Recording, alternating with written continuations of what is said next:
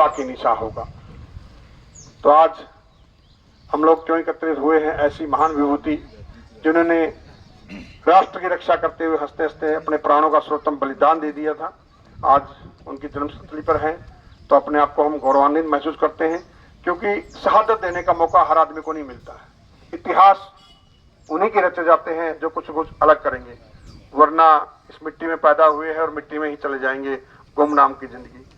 मेरा सबसे आग्रह यही है कि जैसे पीछे बच्चे भी यहाँ पर बैठे हुए हैं, तो एक तो बच्चों को ये सिखाइए, टीचरों से यही अनुरोध है कि आइकॉन किसको चुनना है, अपने आप को आइकॉन बनाओ एक किसको। जैसे सर ने बोला था कि नेताजी के लिए एक ये नेता भी दिए अपने सामने, और एक वो नेता है जिसने अपने आप को बिक्री कर दिया। जिसने अपने आप को बिक्री कर दिया, जिसकी खुद की वैल्यू नहीं है, वो दूसरे की वैल्यू क्या कर सकता है? देश की वैल्यू वही जान सकता है जो खुद की वैल्यू जाने। मतलब जिसने अपनी बोली लगा दी, वो कभी भी देश की बोली लगा सकता है। तो आज 90% हो सकता है ये हमारे ऊपर भी कल इंक्वायरी आ जाए, मगर 90% क्या चल रहा है आप देखा आपने? अभी भी एक शादी थी, अभी थी ना, सुप्रिया सुले की बेटी की।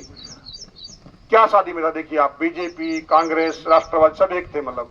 और हम लोग यहाँ पर थोड़ी सी बात करने के लिए कि मैं तू कर लेते हैं, करते ही नहीं करते हैं। उनको देखिए राजनीति क्या होती है, उनसे सीखना हम लोगों ने।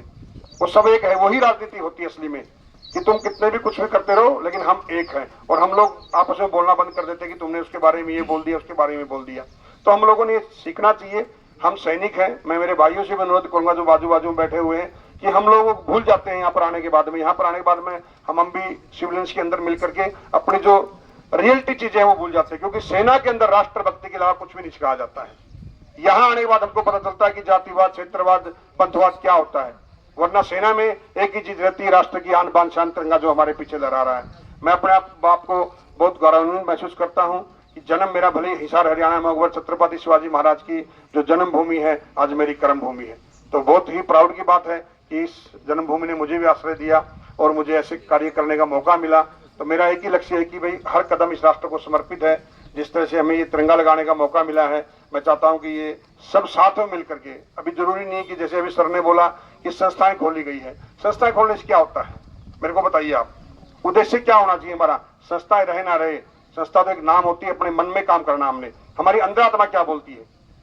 मैं बच्चों को इसलिए बोलता हूँ, टीचरों को भी यही बोलता हूँ कि जो हमारे जैसे आदमी, जितने भी महापुरुष चले गए, हमने उनको देखा नहीं है, सिर्फ उनकी कहानियां सुनी है। आज जो हमारे जैसे सैनिक हैं उनको आप महसूस कर सकते हैं कि हाँ रियलिटी में हम लोगों ने क्या किया था।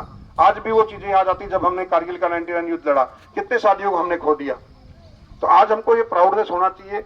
जब भी जैसे विदेशों में भी हम बोलते हैं, यहाँ पर भी कोई नया बंदा अभी जोड़ा शादी करके आता तो इनको स्मारक में जरूर नमन करने के लिए आइए। एक टाइम आप मंदिर में मत जाओ, मगर शहादत जिसने दी है उसको जरूर नमन करिए, क्योंकि उन्हीं की बदौलत हम लोग बोलते सभी आदमी हैं।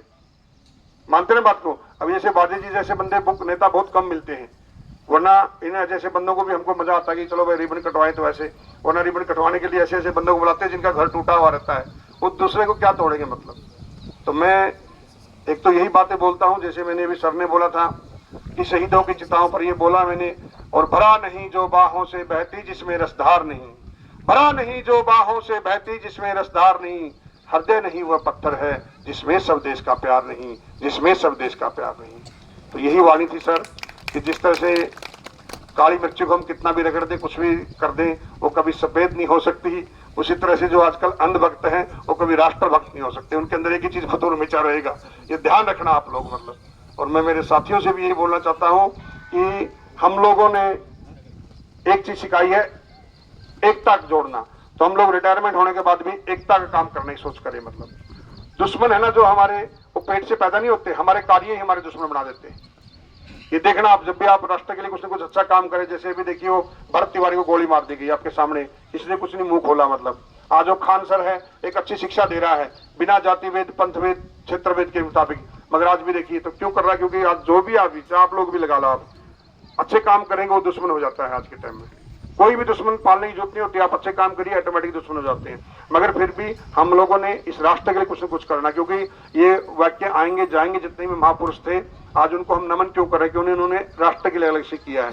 छत्रपति शिवाजी महाराज को हम इतने सालों बाद भी क्यों नमन कर रहे हैं? क्योंकि इस देश के लिए कुछ ऐसा करके गए हैं। मतलब तो हम लोग चाहते हैं कि ऐसे ही कहानियां, जैसे एपीजे अब्दुल कलाम थे, उन्होंने एक अच्छा काम किया राष्ट्र के लिए। आज हमारे पास में मिसाइलें हैं जो विदेशी ताकतें हमारे अंदर आग दिखाती थी, तो बच्चों को भी हमने ऐसी शिक्षा देनी है। ऐसी शिक्षा मत दो यार कि देखो वो नेता बन गया, उसने इतने करोड़ रुपए कमा लिए, उसने ये कर दिए, 24 घंटे भ्रष्टाचार की बातें चलती रहती है। नहीं, हम लोगों ने इन चीजों से हट करके राष्ट्रभक्ति जैसे आज जिनको भी सम्मानित किया गया है, बहुत अच्छा कार्य है, हम लोग भी उनको नमन करते हैं कि चाहे वो पुलिस में आए, चाहे टीचर में आए, जिसमें भी है, तो अच्छे काम के लिए सम्मान मिले तो हम लोग उनका भी सहानुभूति है। वो बेटी को भी सम्मान किया, उसको भी हम धन्यवाद बोलते हैं। भाई साहब ने भी देखो आप राष्ट्रभक्ति का एक गाना गाया, इतना आसान नहीं है कि एक राष्ट्र के लिए कुछ न कुछ बोलना, 4 शब्द, वरना बंदे कांपने लग जाते हैं मतलब।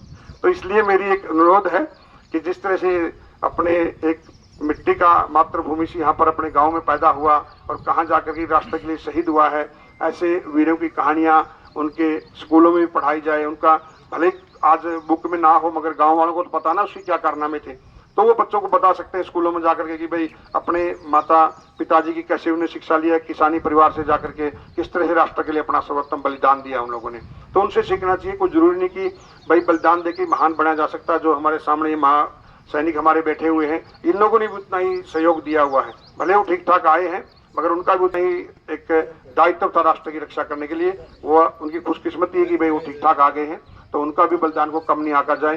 तो मैं चाहता हूं कि यही मेरी एक इच्छा है कि भाई जहां पर भी आपको सैनिक मिले, जरूरी नहीं कि इनको शहादत के दिन नमन किया जाए।